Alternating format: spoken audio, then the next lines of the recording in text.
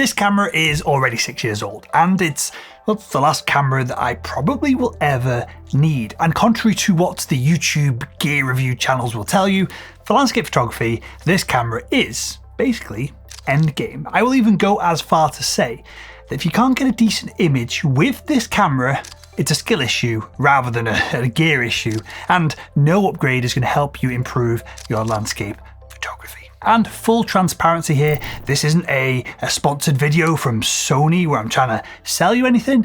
Instead, this is a video where I'm going to show you why this camera is all that you're ever going to need for your landscape photography. And well, if you don't agree, leave a comment below and let's continue the conversation there. Also, if you're a beginner or a intermediate photographer and you want to take your photography to the next level, I've got a 30-day fundamentals training launching very soon where I'm going to teach you everything that I've learned from taking over 100,000 photos and having my images viewed literally at this point millions of times on this YouTube channel. So click the link in the description below to secure your spot in the training, and well, let's get back to the video. Okay, so for me, for a camera to be endgame, what do I need it to do? Well, I need the camera to capture essentially a sketch for me to turn it into then hopefully a piece of art. And what I mean by this is I'm not doing documentary or journalism photography where I need the image to be a perfect one-for-one, like-for-like representation of reality. Instead, I'm looking to create just a solid starting point so that I can pull that raw file into a computer and start editing it to create my version or my vision of what was there in front of me at the sunrise or the sunset when I took the photo. Now, to achieve this goal of capturing the sketch that I can then turn into art, there's only really a handful of things that I need my camera to do, and the Sony a7R IV ticks each one of these boxes very, very easily. And that's what makes it a endgame landscape photography camera for me. So to break this down, I've split the video into 3 sections: the camera's sensor, the camera body, and then the camera's ecosystem. Then at the end of the video, I'm going to share what would make this thing absolutely perfect. Okay, so when I'm looking at the endgame camera sensor for landscape photography, dynamic range is my top priority. Now, dynamic range is how much data the camera sensor can take in both the brights and the darks of the scene before you lose either detail in the darks or the whites just become blown out and it just appears as patches of pure white in your editing tool. And according to the testing done over at photons2photos.net, the Sony has a dynamic range of around 11.6, and this is at its base ISO of 100. And it's only really beaten out by cameras like the medium format GFX series by Fujifilm or the Hasselblad, the medium format series as well. But it's important to note that this dynamic range performance from the Sony is almost exactly the same as the dynamic range performance of the Nikon D850, which launched over 8 years ago at this point. And so you can see here that dynamic range has been pretty stagnant in top of the line camera sensors for a long period of time. Now, I'm going to be absolutely the first to admit, and I'm going to head this off before you start leaving me an angry comment, that dynamic range performance is also kind of overblown as a metric for landscape photographers. And this is because for landscape photography, especially if you're using a tripod, you can just take 2 images at different exposures and blend them together to increase the dynamic range of the final image at the editing stage of your workflow. This means that, well, a camera sensor from 15 years ago with 7 or 8 stops of dynamic range with 2 photographs blended together can even surpass the incredible endgame performance of this Sony camera. So if the Sony can capture the entirety of the dynamic range that I need for basically every single shot that I take in a single exposure, is the image quality that comes from the exposure good enough to be considered an endgame camera? Okay, now if you are a camera gear nerd, you won't want to hear this, but image quality from any modern camera is at this point entirely subjective. Now, you might not agree with this because, yeah, of course, technically there are ways to measure a perceived image quality from a camera sensor.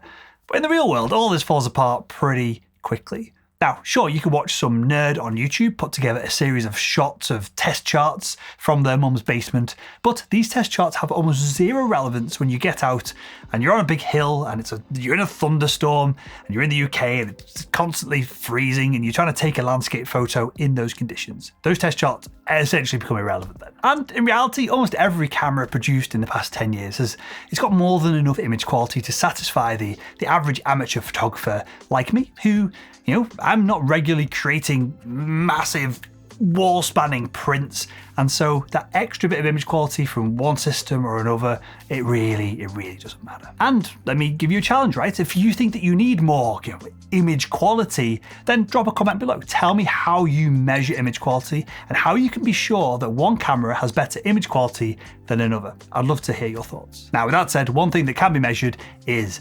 megapixels. Now, if we continue the analogy of the goal of a camera to be able to capture a sketch, to then put on the computer and then create art from, then the number of megapixels is obviously important. If you have 0.1 megapixel, your sketch is not going to have a lot of detail for you to build upon in the editing process. And obviously, if you've got 60 megapixels like the A7R4, you can have lots more data to manipulate into your final artistic vision. Additionally, being an amateur photographer who, doesn't always get things right in camera, as hard as I try to make that happen, I find myself cropping into photos regularly. And the 60 megapixels of the A7R4, they're more than enough to get high quality, sharp images if you're using a half decent lens, even after heavy cropping. I'd go as far to say, for the average amateur photographer like me, that there's probably absolutely no point in a 100 megapixel sensor, right? There's probably absolutely no point in the 120 or 150 megapixel full frame sensor that will come to the next version of the camera that I use over the next couple of years.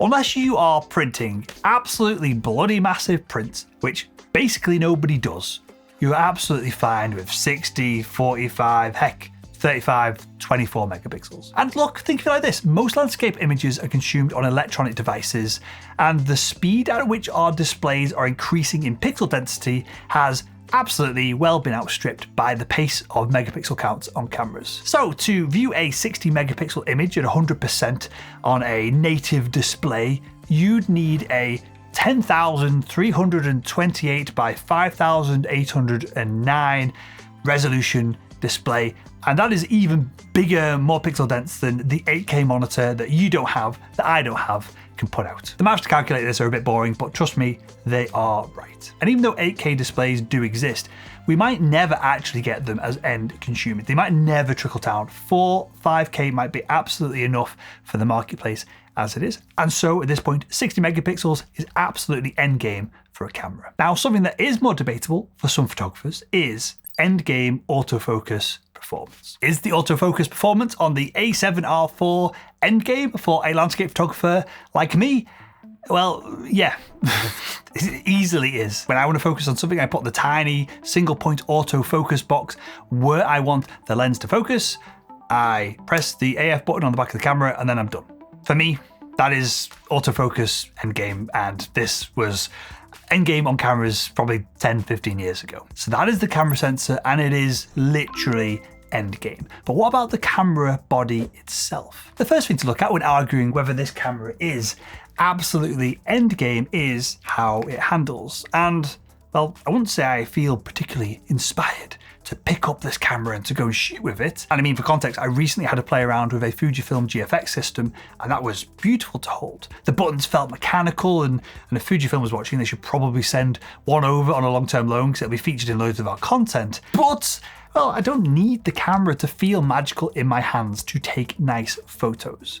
I need my camera to be a tool to create a sketch for me to create some art from. The camera, for me, is a tool. I don't need to get joy from using it. Quite frankly, I don't care about the ergonomics of it. I don't care about the styling of it. As long as it fits in my hand, which this just about does, then I can go out there and get the shot and its job done. Something I find more important than the camera handling itself when I'm trying to get shots is how well it's weather sealed. So I have 2 of these Sony camera bodies, and they've been through legitimate snowstorms up in Lofoten in Norway, and an absolutely torrential rain in all over the UK, but especially up in the Lake District, and they both perform absolutely fine. They still exist, they haven't broken. Now, could a IP certification like what they have on the OM Systems cameras give me a little bit more confidence and peace of mind that the cameras can survive the elements?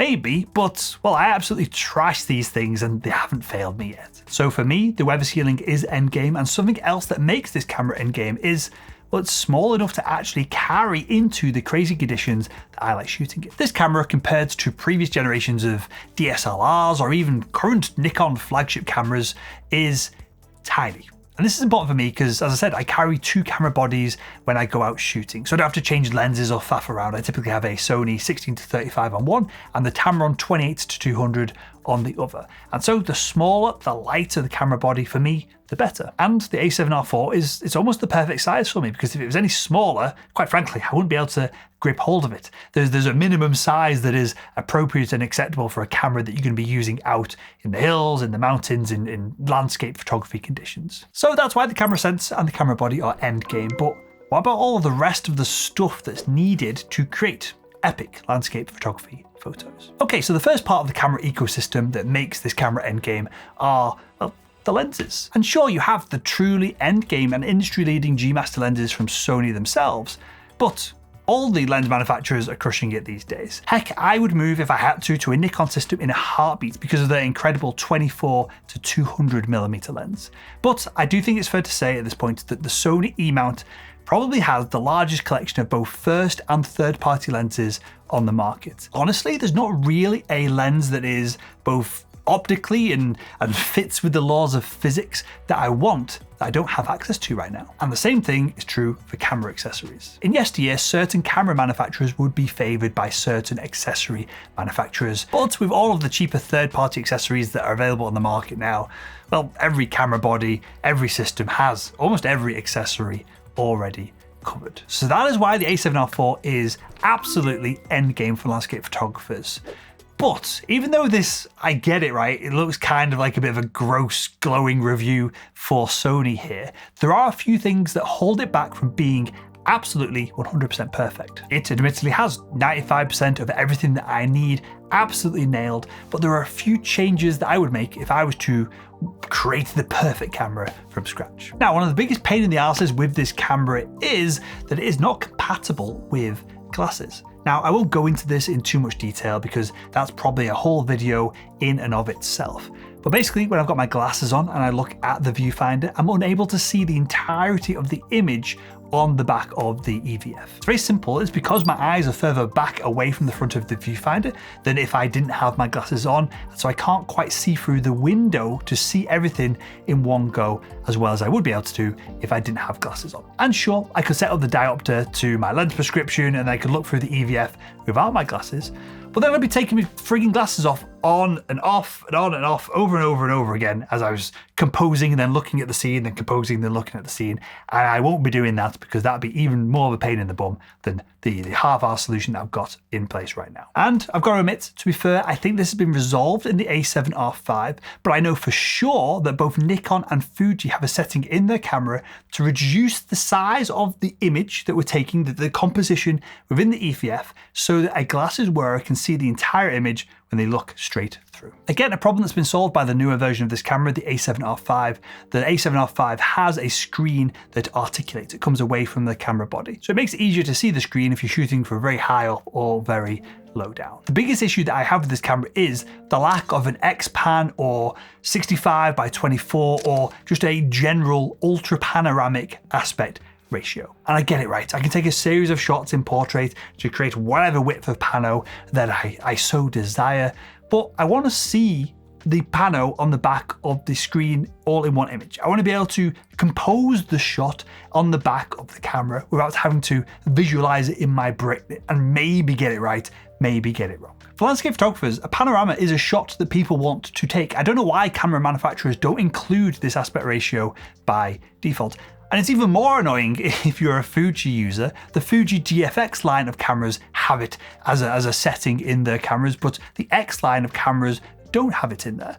This is dumb, and again, it can be resolved. It won't be resolved, but it could be resolved by a simple firmware update. And finally, and well, this is a big one, the Sony mobile app is absolute trash. And from asking around, I think this is something that all of the mainstream camera manufacturers have absolutely failed on. Now, I'm no software developer, obviously, right? But it can't be that hard with the resources that these companies have to create an app that just mirrors the rear screen of the camera and allows me to see my composition, so I can tweak it and change it on the bigger, more beautiful iPhone screen without the app crashing, it just being laggy or just being full of bugs and issues. Now, I do have a video coming up soon about DJI and the impending entrance into the interchangeable lens camera market, and their ability to create high quality apps is just one reason why they're going to put some of these more traditional camera brands out of business. I guarantee it. And so keep an eye out for that video. It's an interesting one. But for all the wants and wishes that I have to create the perfect camera, there are only small gripes, really. I mean, for context here, and I don't want to sound like a dick, but I run a couple of successful businesses. I could absolutely go out and buy the latest A7R5 or Hasselblad system or whatever it is if I wanted to. But the Sony A7R4 does everything I need, and it does it so well that this could very well be the end game camera for me for a long time to come. And if you enjoyed this video, why not click the video that's on the screen right